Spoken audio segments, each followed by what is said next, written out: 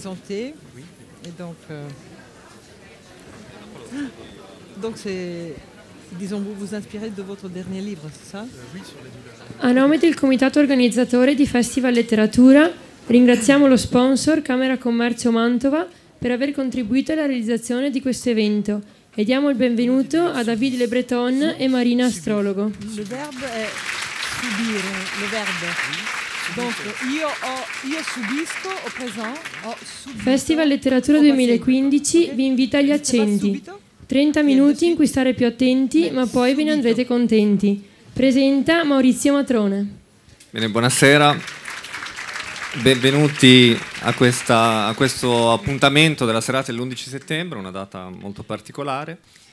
E devo solo darvi alcune informazioni. Allora, ho visto che molti hanno preso delle sedie dal posto che là. Non si possono prendere. Se le avete prese, magari non lo sapevate, siete pregati poi dopo di riportarle. Grazie.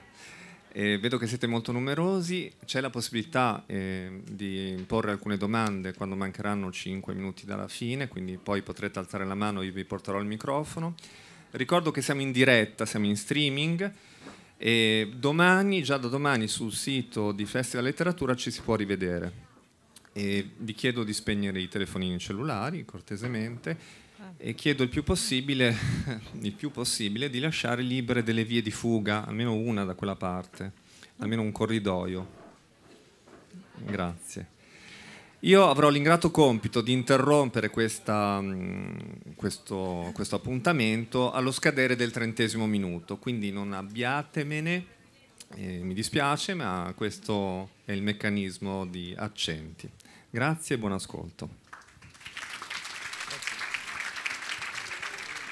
C'est parti. Grazie a tutte e a tutti per condividere questo momento insieme. Grazie a Marina per fare la traduzione. Bon, non sapevo la regola del gioco che dovevo fare una palestra rapida, palestra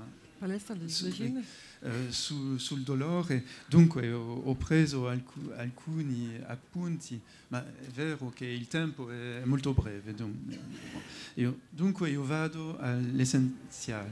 Bene. Bon, per me il dolore non è un fenomeno soltanto fisiologico o biologico o fisiologico, il dolore è sempre senso. Sempre senso, è la parola fondamentale del mio lavoro, ma anche del lavoro della sociologia, dell'antropologia del dolore. Il dolore dunque è sempre senso, è semantizzazione e somatizzazione. Somatizzazione, soma il corpo, e semantizzazione, sema il senso. Dunque, quando abbiamo male, c'è questa mistura di biologico, ma soprattutto di senso. E per questo esiste una sociologia del dolore, e in un primo libro che si chiamava Antropologia del dolore, che fu tradotto da Meltemi, avevo fatto una ricerca sulla costruzione sociale e culturale del dolore in diversi punti del mondo, delle società. Ci sono anche della storia del dolore, ma il dolore dunque dipende dalla cultura, dipende dalla storia, dipende del contesto, dipende della storia di vita di ciascuno di noi, e ci sono diverse forme di dolore. C'è un'altra cosa. Per me anche il dolore, quando c'è il dolore c'è sempre una sofferenza, ma perché il dolore, quando ho male alla testa o male a una dente, non è soltanto alla testa o al dente che ho male, è tutta la mia vita che va male a questo momento. Dunque non è possibile differenziare distinguere il dolore fisico e la sofferenza che sarebbe soltanto morale. Quando abbiamo male c'è sempre una risonanza morale, e dunque non esiste un dolore senza sofferenza. Bon, parlare così è sormontare il dualismo delle nostre società, una erranza metafisica della storia. Bon. Ma la sofferenza può essere immensa o quasi non esistere. E io prenderò alcuni esempi. Bon, quando il dolore è subita, improvviso, soudain. No, subito. Quando il dolore è subito, come una violenza che si impone nella nostra esistenza, là la sofferenza è immensa. È il contesto della malattia, delle conseguenze di un accidente, il più impensabile è la tortura, evidentemente. E là il dolore implica una sofferenza che distrugge la persona, che la desumanizza, che la depersonalizza. La persona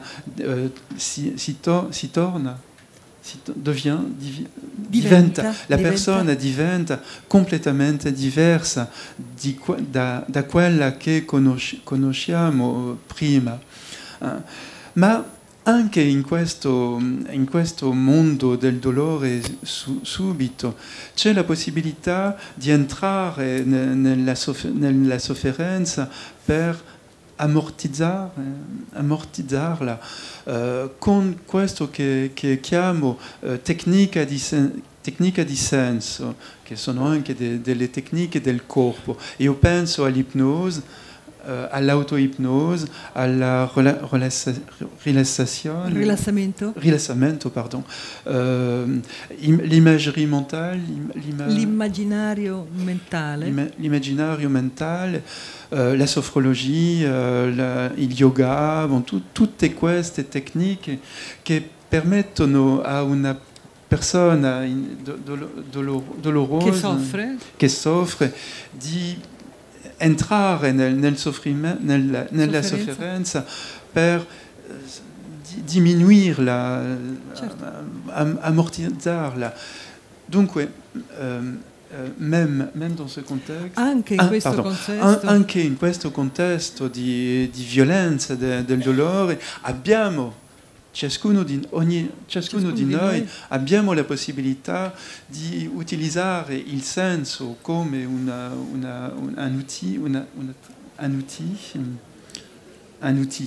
attrezzo, come uno strumento? Uno strumento per riprendere in mano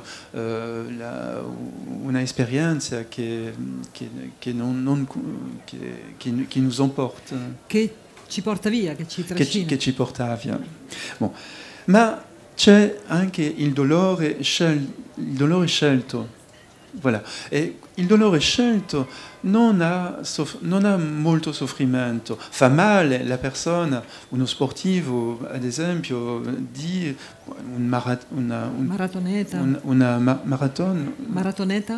maratoneta può dire è terribile queste tre ore di corsa, ma nello stesso tempo sono tanto felici di essere arrivato alla fine. Bon. In questo momento, dunque, la sofferenza non è... C'è una sofferenza, ma a minima, che non distrugge, e al contrario, che permette di conoscere le nostre limiti, di sapere quale uomo, quale donna, quale persona siamo. Bon. Dunque questo dolore scelto si incontra nello sport, nel body art, Io penso a una grande artista italiana, Gina Pane, che faceva delle performance molto importanti negli anni 70-80, che si maquillait. Che si truccava? Che si truccava con des lames de rasoir. Con le lamette del rasoio. Voilà.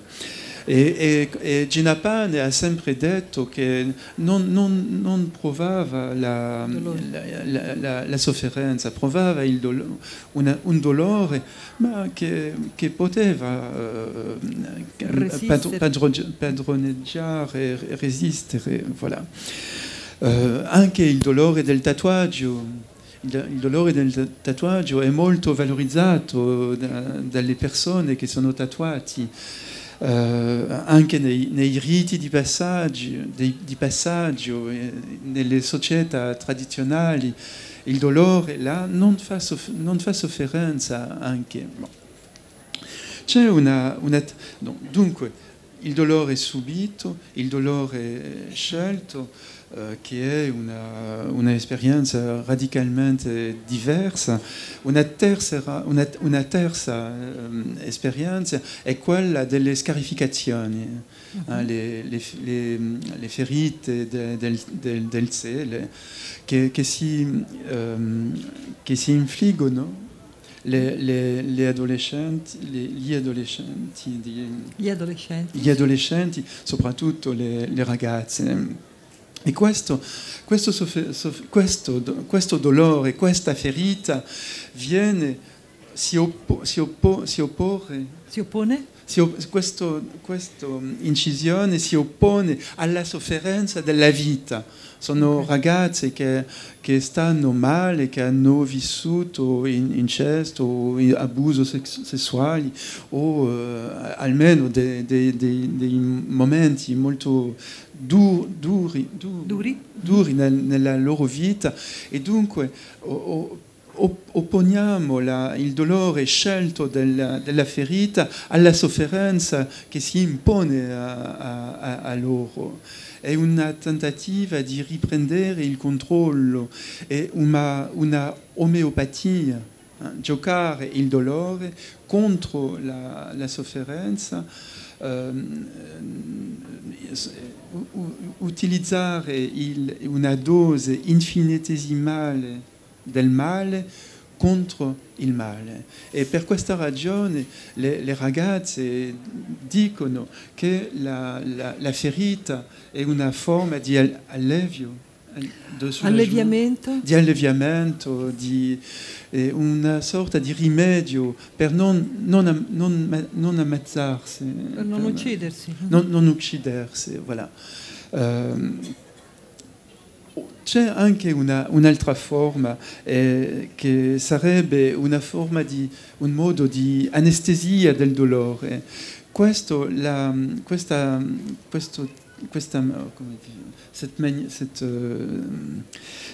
esperienza la incontriamo nella clinica delle persone che vivono senza abri.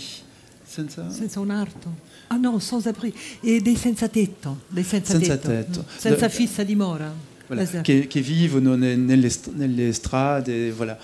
E i medici sono sorpresi di vedere uomini o donne che hanno le denti completamente rovesciati, rovinati, la pelle con malattie molteplici. Talvolta hanno, nel libro cito uno studente che ho avuto, che era anche medico, e che mi parlava di una persona senza tetto, che aveva la gamba amputée? No, cassée. Una frattura, una gamba rotta. Aveva diverse volte? Non, des cassures, pardonnez-moi. Pardon. Il avait la jambe brisée à plusieurs endroits. aveva una frattura multipla, cioè fratture in diversi punti della gamba.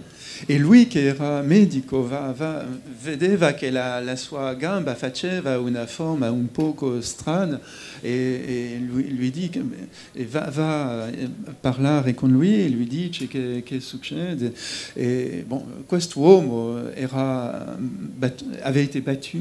Era stato picchiato da una banda che passava per là, ma non aveva l'intenzione di curarsi, voilà. Come se fosse una anestesia, come se la sofferenza della vita anestetizzasse. Anestetizzasse, pardon, C'est difficile dur. per un francese. È proprio difficile. È bravissimo.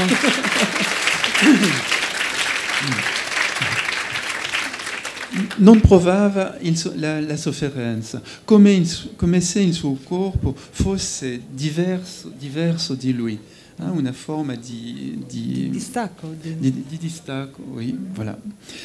Ma c'è anche un'altra forma che viene sovvertire tutto, è il sadomasochismo. Perché là il fatto di essere picchiato, di essere bruciato, di essere lacerato provoca l'orgasmo. L'orgasmo. Dunque, se io faccio un riassunto, una sintesi di tutto questo, ho voluto mostrare che il dolore è sempre senso e che la stessa neurofisiologia è messa in gioco in tutti questi casi, ma il risultato è fondamentalmente diverso secondo il senso, il contesto dell'esperienza. Dunque non è il corpo che ha male, non è la nostra fisiologia, è il senso che mettiamo alla nostra esperienza. Voilà. Questa è una sintesi del libro, ma che non posso illustrare con interviste, perché ho fatto molte interviste con molte persone, ma il tempo non dà per questo. Perdonatemi.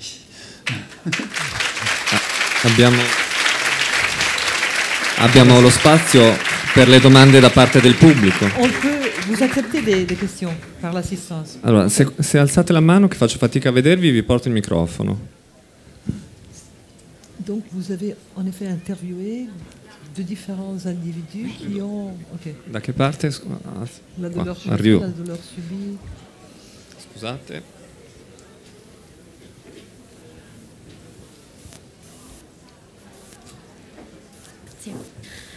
Volevo chiedere se si era ispirato in parte alla medicina cinese per sviluppare questa teoria. Vous étiez inspiré par la médecine chinoise? No, lavoro come un antropologo. Dunque per me la medicina, e ho scritto sulla storia della medicina, sulla storia dell'anatomia, tutto questo. Per me la biologia, la medicina è una forma culturale, completamente culturale, che va bene nelle nostre società, va bene con fracassi e successi, con fallimenti. Ma anche i sciamani, anche i guérisseurs. I guaritori. Anche i guaritori, voilà. Dunque non mi sono ispirato dalla medicina cinese o indiana, ma conoscevo le forme di intervento, anche dei guaritori che sono molte volte efficaci sul dolore nella tradizione popolare delle nostre società.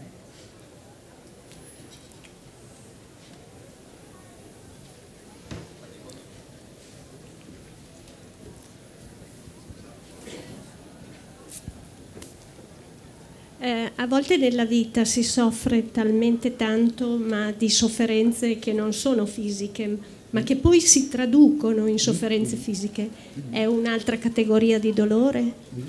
No, non concordo. Non sono d'accordo. No, non sono d'accordo con questa divisione tra il corpo e lo spirito o l'anima. O l'anima, no.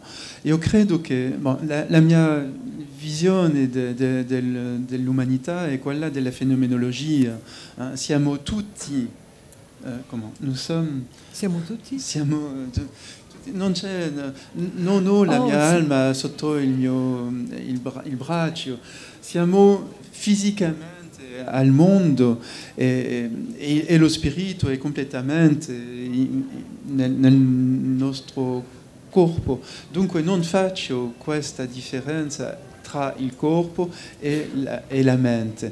La depressione implica sempre dei momenti di malessere fisico e dello stesso modo il dolore implica un sentimento di depressione, di malessere, che la vita va via, tutto questo. Dunque per me sarebbe la stessa cosa. Grazie. Di qua, scusate. Poi arrivo da lei. Grazie. Si parla oggi molto di lotta contro il dolore negli ospedali.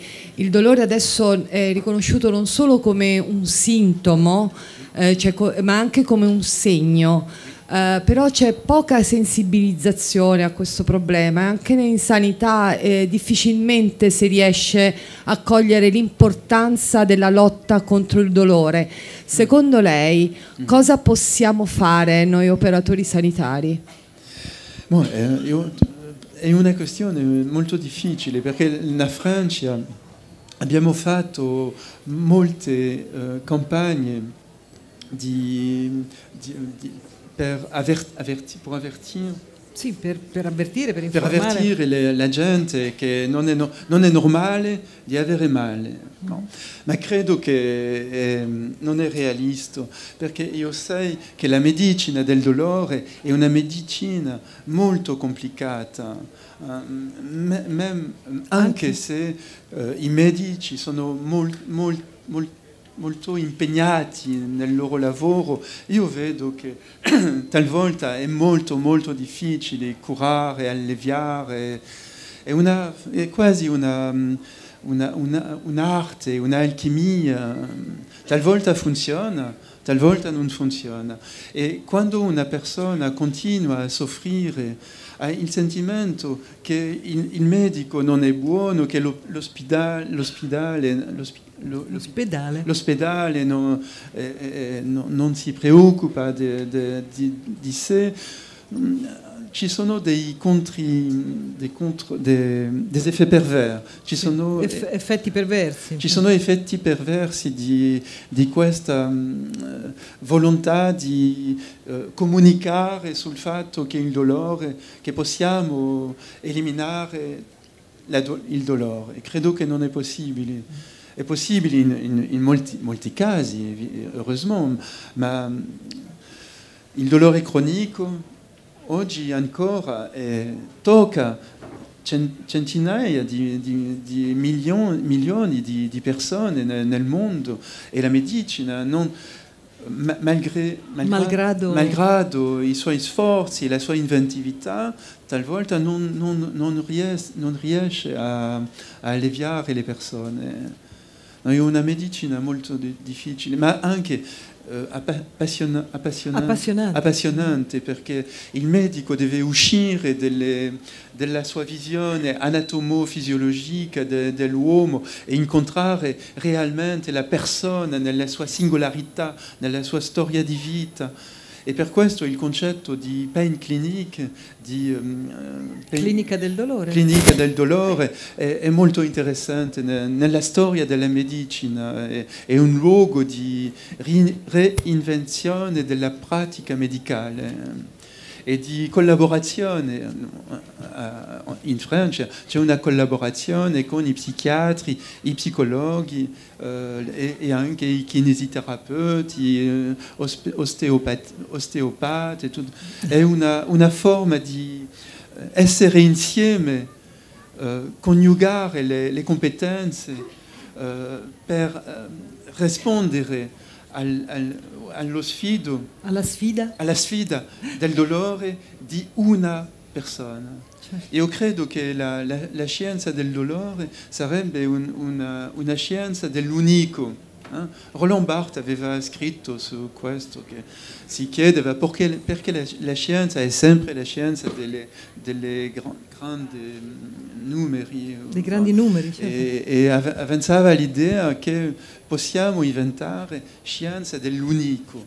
E credo che cada persona col dolore cronico c'è da inventare una soluzione per questa persona.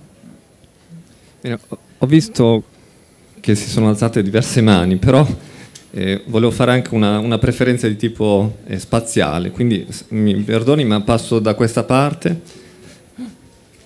Lei quindi è d'accordo sulla nascita e sullo sviluppo degli hospice?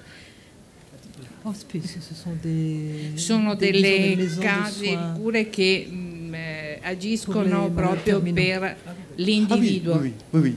Fondamentale. Oui. È fondamentale. Oui, bien sûr. E quindi sono molto diffuse in Francia? Sì. Bon, non tanto, no. C'è la necessità di sviluppare questo tipo di presa in carico nella fine della vita. Io credo che è fondamentale per lottare anche contro il dolore della fine della vita e per l'accompagnamento, il clima, anche il clima relazionale di questi luoghi. In un momento era importante negli dibattiti della società francese, ma non ce ne sono molti. Era più mediatizzato che nella pratica concreta. Credo che ancora oggi l'immensa maggioranza dei francesi muoiono all'ospedale e dunque in una forma di solitudine, il dolore non molto presa in carico.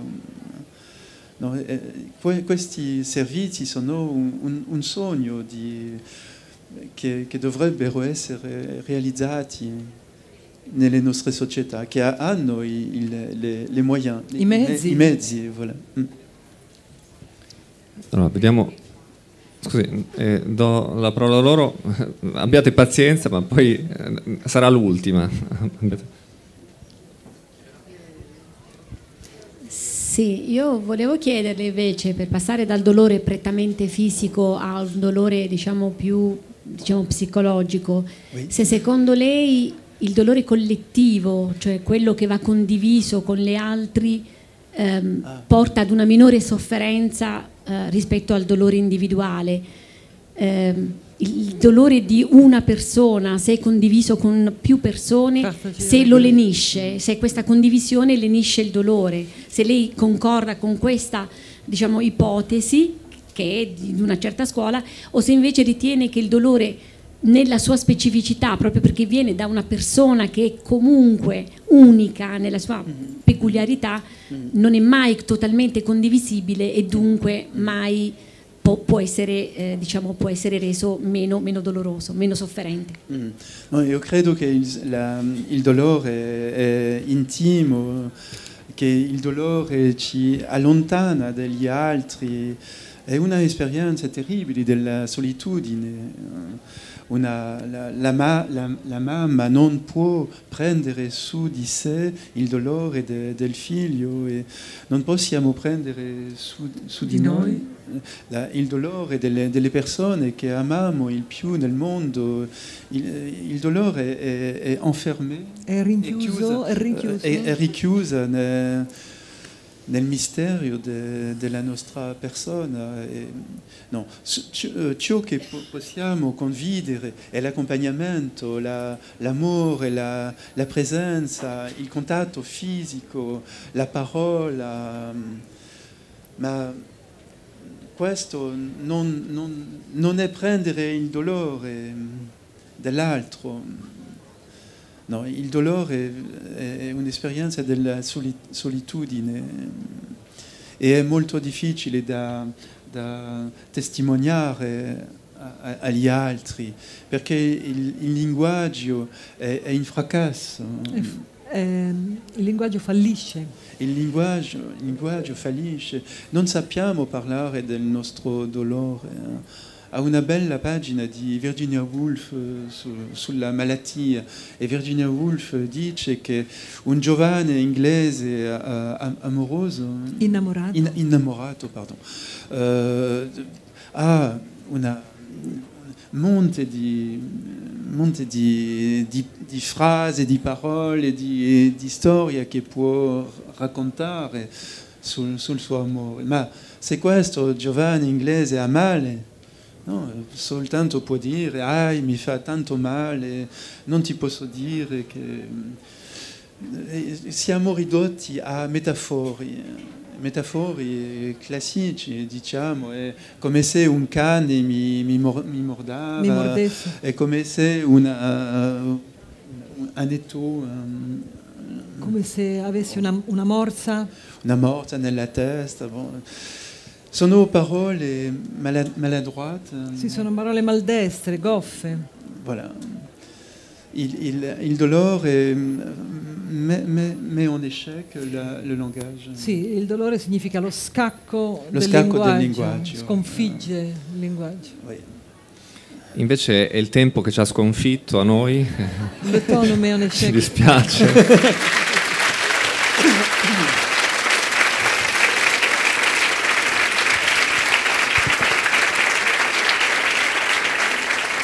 Grazie al nostro ospite. Vi ricordo che i libri di David Le Breton sono qui nel banchetto che c'è qui alla mia destra e che lui potrà autografarli se ha piacere, e quindi potete acquistarli in quel banchetto e lui resterà qui per autografarli. Ringrazio per lo streaming Roberto, grazie al fonico Claudio, grazie a Eleonora che credo che sia andata via. Ci vediamo domani, grazie e buona serata.